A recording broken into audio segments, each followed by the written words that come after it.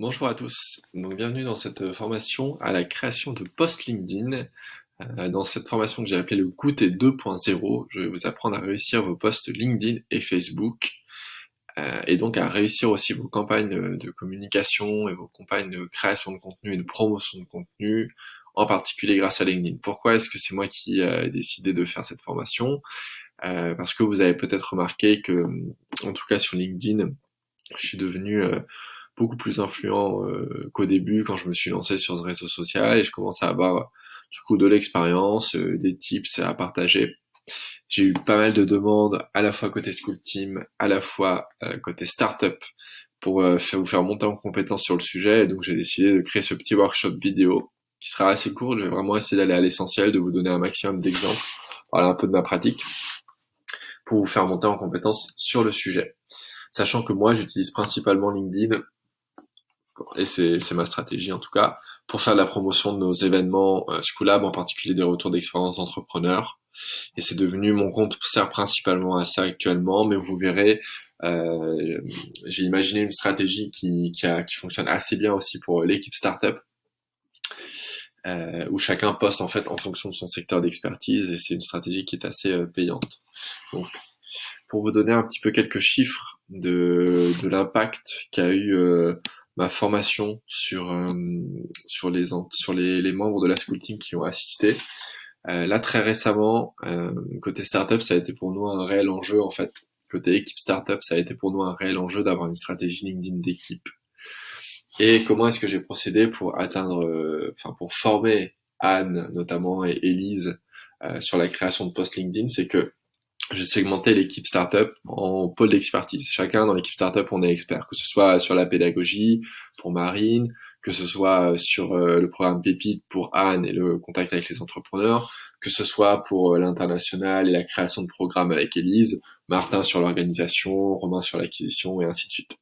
Ce que j'ai fait, c'est que pour mettre à l'aise chacun sur la création de contenu sur son LinkedIn, je leur ai demandé de partir de leur expertise réciproque, de l'expertise de chacun, et à partir de là, je les ai accompagnés du coup sur l'opération, enfin, sur la partie opérationnelle de cette stratégie, en les formant du coup à la création de posts LinkedIn en particulier. Donc les stats, les chiffres qu'ont obtenu ces formations et cette façon que j'ai eu de travailler avec Anne et Elise sont assez alléchants. Pour un premier post, 19 000 vues, 200 likes. Pour un autre, pour le post d'Elise, 12 000 vues, 130 commentaires. On est clairement sur des statistiques très positives. Et donc je vais un petit peu vous expliquer comment est-ce qu'on a procédé pour que vous puissiez aussi monter en compétence sur le sujet. D'abord, les fondamentaux un petit peu, enfin je souhaitais revenir un petit peu sur les fondamentaux d'un post LinkedIn, les types de posts qui marchent bien. Ces catégories, elles sont assez connues maintenant, vous verrez qu'elles circulent sur toutes les formations à la création de posts LinkedIn. Elles sont au nombre de 6, du coup, les posts qui fonctionnent. Vous avez la célébration, donc le fait de célébrer par exemple un succès que vous avez eu dans votre vie professionnelle, dans votre vie perso, ça marche toujours. Vous avez l'inspiration, vous tombez sur une citation, sur un livre, sur un retour d'expérience qui vous inspire, et vous le partagez à votre communauté, ça marche toujours. De proposer du contenu que vous avez créé, que vous avez rédigé, écrit, enregistré, contre des commentaires directement sur votre post LinkedIn. C'est quelque chose qui fonctionne bien, que moi j'utilise beaucoup personnellement pour mes retours d'expérience et qui cartonne. Vous pouvez lancer aussi des polémiques, vous avez des sujets d'actualité qui font débat, vous souhaitez un peu prendre position sur le sujet, tout à fait possible de le faire sur LinkedIn et c'est quelque chose qui fonctionne. Ou alors vous pouvez demander des feedbacks. Vous avez eu un problème par exemple lié au management de votre équipe, vous souhaitez savoir comment d'autres managers font dans cette situation-là, vous demandez du feedback à votre réseau, vous demandez des idées, des pistes pour vous améliorer, c'est quelque chose qui marche également. Puis enfin les combinaisons, donc la combinaison, en fait c'est des posts qui utilisent la célébration, l'inspiration, le contenu, la polémique ou la demande de feedback, et qui synthétisent ça dans un type de post. Ça c'est vraiment les fondamentaux, si je puis dire, des posts qui fonctionnent, et c'est quelque chose qui est assez utile d'avoir en tête à ce stade-là de la formation. Moi, quelque chose que j'ai beaucoup utilisé, qui a assez bien marché avec Élise et Anne, c'est les principes qui sont évoqués dans un livre qui a été écrit par Robert Cialdini, qui est psychologue à la base. Un livre qui s'appelle Influence et manipulation. Dans Influence et manipulation, Cialdini en fait reprend 6 grands principes de l'influence si technique entre guillemets vous pouvez utiliser pour influencer la personne à qui vous vous adressez, pour faire un choix qui vous soit plus favorable. Euh, donc c'est ça, ce sont ces techniques-là. Ces techniques-là, elles sont à la base des techniques de psychologie. Elles sont présentées aussi dans un podcast de Marketing Mania qui reprend le livre Influence et Manipulation et l'applique au marketing. Je vous recommande d'écouter ce podcast si ce sujet-là vous intéresse et pour vous former. Moi, je vais vous faire une synthèse grosso modo de ce qui se dit dans ce livre. C'est très très synthétique. Je reprends chacun des 6 principes, à savoir la réciprocité, l'engagement et la cohérence, la preuve sociale, l'autorité, l'appréciation, la rareté. En gros, chacun de ces principes, vous allez les utiliser dans vos posts LinkedIn. Ça va être un peu des choses qui vont structurer votre pensée, vos idées pour votre post. En tout cas, moi, c'est comme ça que je m'en sers. Et c'est très utile. La réciprocité, c'est le principe de si vous donnez à votre audience, par exemple, si vous donnez des slides d'une présentation ou d'un workshop à votre audience, ou si vous promettez un replay, ou quoi que ce soit qui puisse lui apporter de la valeur, vous allez avoir plus de chances d'obtenir en échange une action de votre cible. Donc elle va vous rendre au sens duple, elle va s'abonner par exemple à votre chaîne YouTube de webinaire, elle va parler de votre retour d'expérience autour d'elle, elle va en faire la promotion, etc. Parce que vous lui aurez donné quelque chose dans un premier temps. Donc, la réciprocité, c'est assez important d'avoir ça à l'esprit, et c'est quelque chose qui marche très bien pour influencer quelqu'un et pour obtenir de lui, par exemple, qu'il fasse la promotion de votre projet. Vous avez l'engagement et la cohérence. La cohérence, c'est un principe qui est assez intéressant. C'est un principe que je pense tous les BizDev connaissent, mais l'idée, c'est vous avez un objectif, par exemple, en tant que business développeur, qui est d'avoir un maxi, de réussir à vendre votre produit ou votre service à votre client.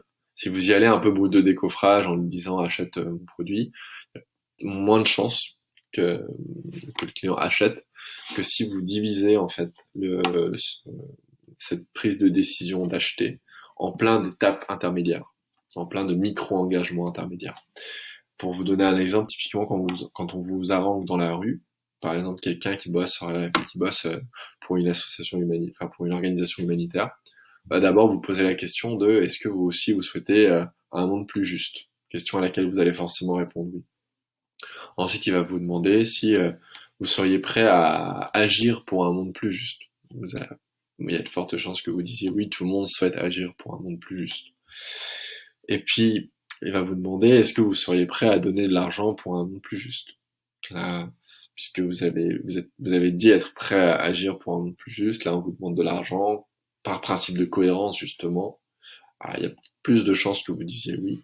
Et puis enfin, dernière question, ça va être, et c'est là qu'il va atteindre son objectif ultime, est-ce que vous seriez prêt, est-ce que vous acceptez de donner de l'argent à mon ONG pour œuvrer pour un monde plus juste?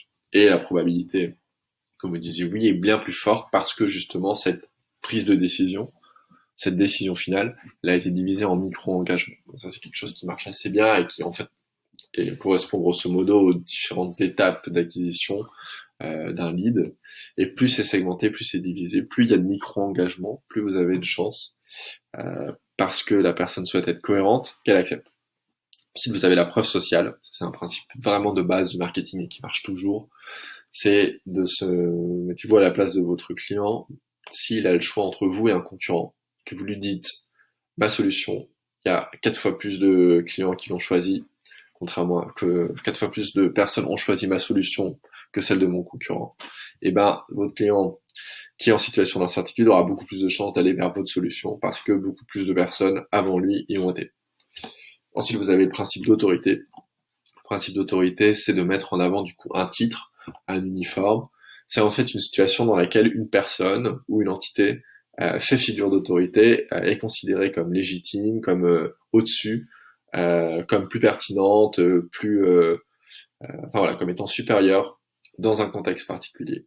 L'autorité, ça marche très bien. Par exemple, si vous faites un webinaire et que vous dites on invite un entrepreneur qui est à Station F, qui a levé 10 millions avec ces VC-là, qui a un PhD, etc. Tout ça, plus vous allez mettre en avant en fait ces arguments d'autorité liés à votre intervenant, plus les personnes vont lui faire confiance et plus elles vont s'inscrire à votre webinaire.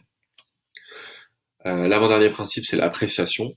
C'est en fait de se mettre à la place de votre audience, de votre cible, et de lui dire que vous êtes pareil qu'elle.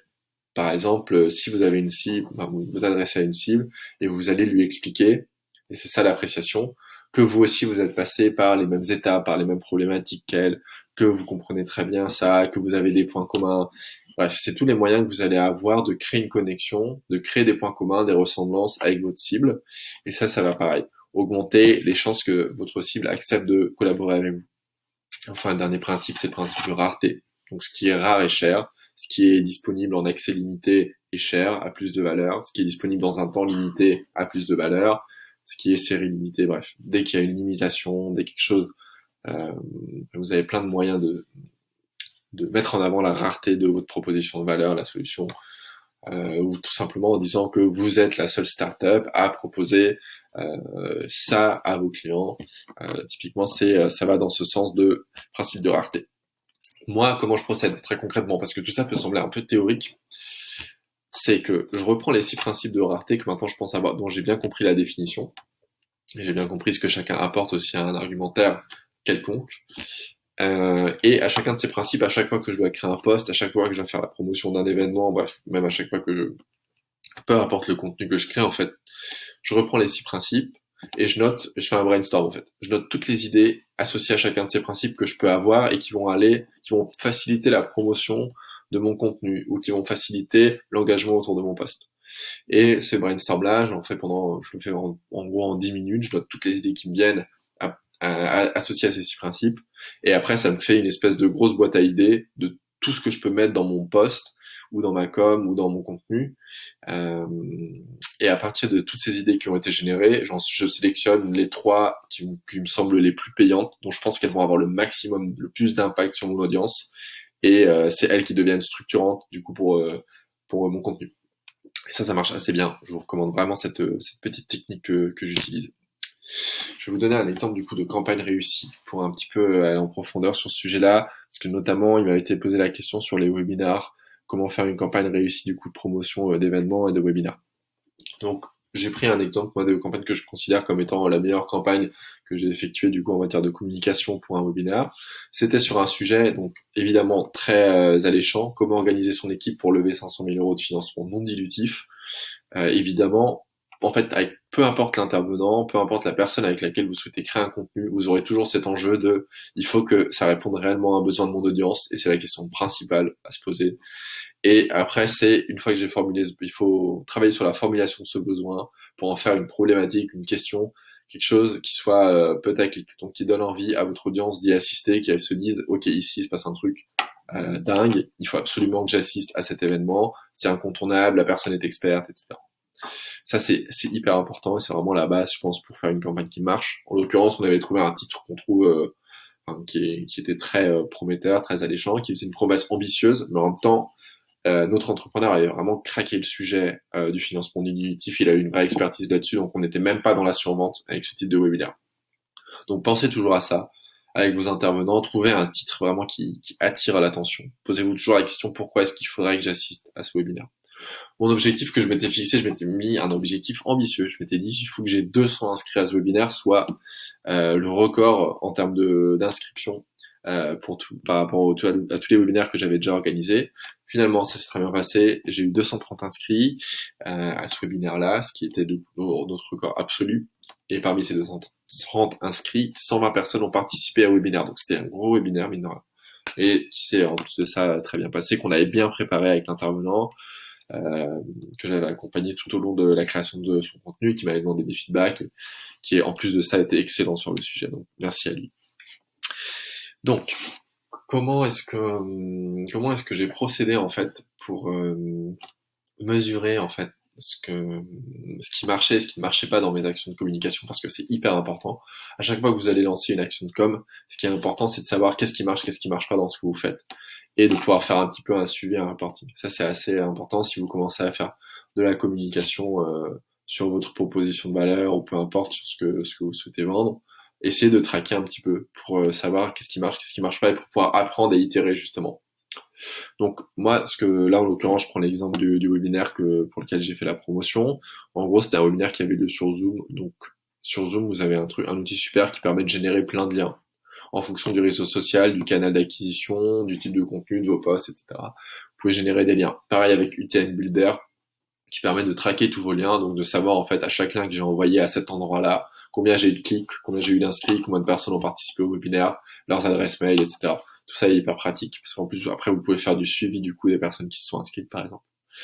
Donc important de mesurer ça, vraiment. Vous saurez du coup, enfin, c'est comme ça que vous allez vous améliorer. Moi, quand je fais des posts et que je vois qu'il y a aucun engagement sur mes posts et que personne ne s'est inscrit, je me dis ok, mon post était mauvais, les arguments que j'ai mis dedans n'étaient pas bons, il faut que j'en trouve d'autres pour le prochain.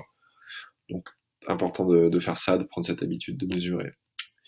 Et puis quelque chose qui marche très très bien aussi, c'est de promettre du coup des comptes pour les webinaires, de promettre que l'audience va avoir accès à tout le contenu pédagogique qui a été généré pour ce workshop, donc les replays, les canvas, les slides, dans cette logique toujours d'apporter un maximum de valeur. Et c'est ce qui vous permet ensuite de maintenir un lien avec les personnes qui vont assister à votre événement. C'est que vous leur promettez encore plus de valeur par mail.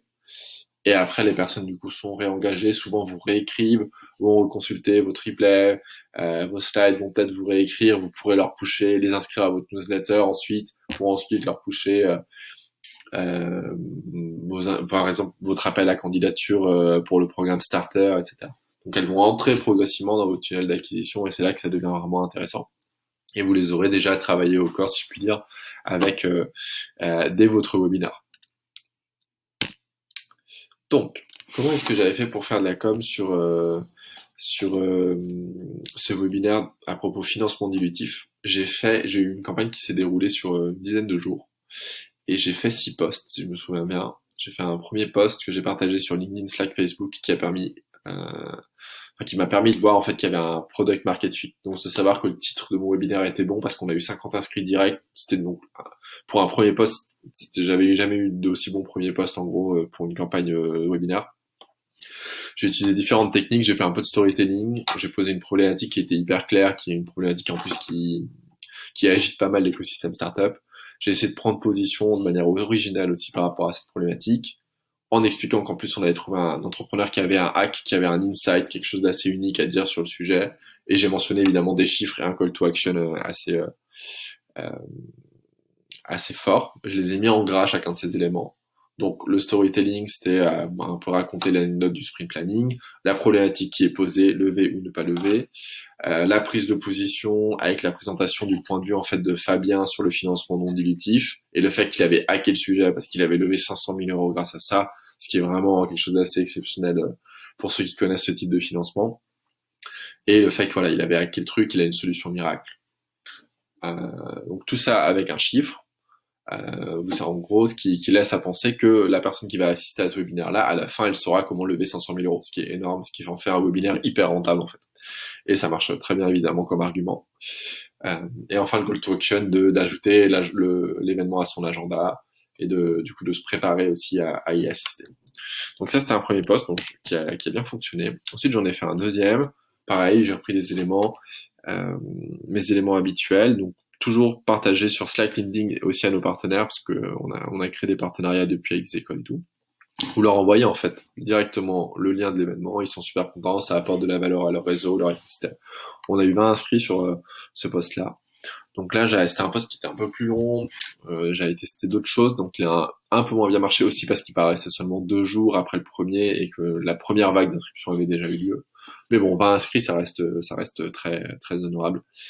J'ai repris un peu la même technique, donc l'objectif quantifiable. Cette fois-ci, j'avais ajouté un argument de temps. En 1 heure, en fait, vous allez savoir comment faire. Donc c'est vraiment hyper rentable comme webinaire. J'ai expliqué je suis intervenu sur un paradoxe. J'ai écrit à propos d'un paradoxe qui est le fait qu'il y a énormément de subventions qui sont disponibles. Mais en vérité, on se perd vite dans tout ça et on risque vite de perdre beaucoup, beaucoup de temps pour pas grand-chose. Et ce paradoxe, pareil, c'est un paradoxe qui est assez récurrent, qu'on entend souvent à propos des subventions. Donc, c'était vraiment user-centric comme paradoxe.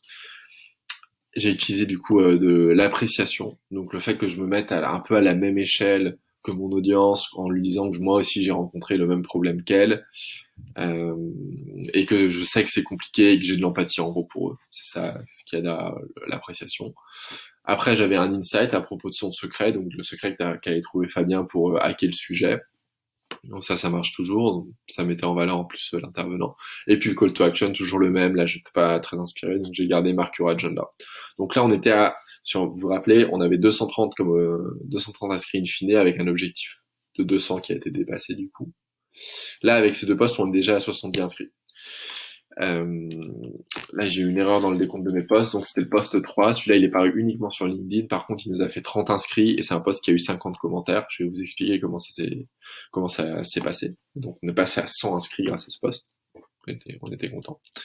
D'accord. Donc, j'ai repris la technique du chiffre, donc comme d'hab.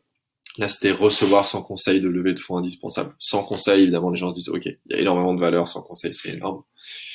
Ensuite, on avait la réciprocité. Que j'ai mis en avant, donc le fait que j'allais donner du contenu et que j'allais apporter de la valeur à mon audience et lui demander en échange quelque chose. Donc rappelez-vous, le principe de réciprocité, c'est je vous donne et vous me donnez en retour. Là, ce que je promettais, du coup, c'était en fait la présentation du coup du webinaire avec tous les objectifs qu'elle permettait d'atteindre en échange d'un commentaire. Et c'est ce qui m'a permis d'avoir justement ces 50 commentaires que je mets en avant et d'avoir un post qui a été très engageant et qui, parce qu'il était très engageant, m'a permis d'avoir 30 inscrits. C'est important. Ce call to action commentaire, il était important. Il a bien marché en l'occurrence. Et je reprenais l'objectif quantifiable de 500 000 euros de financement, qui était mon argument principal, en fait, qui marchait évidemment ce qui marchait le mieux, puisqu'il disait beaucoup de choses sur la qualité de ce webinaire. Ensuite, le quatrième post, du coup, qui était également un post uniquement diffusé sur LinkedIn, m'a permis d'avoir 40 inscrits de plus. Donc, on était à 140 inscrits. Ça commençait à prendre de l'ampleur, j'étais content. Ma campagne fonctionnait bien et j'étais assez serein sur l'objectif que je m'étais fixé d'avoir 200 inscrits.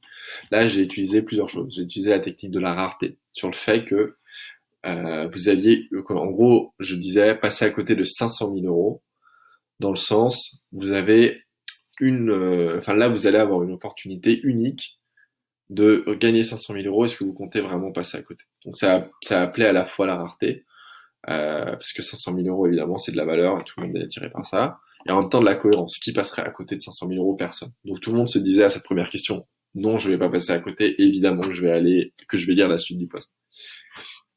Donc ça avait très bien marché. Et évidemment, l'argument 500 000 euros était très, très intéressant.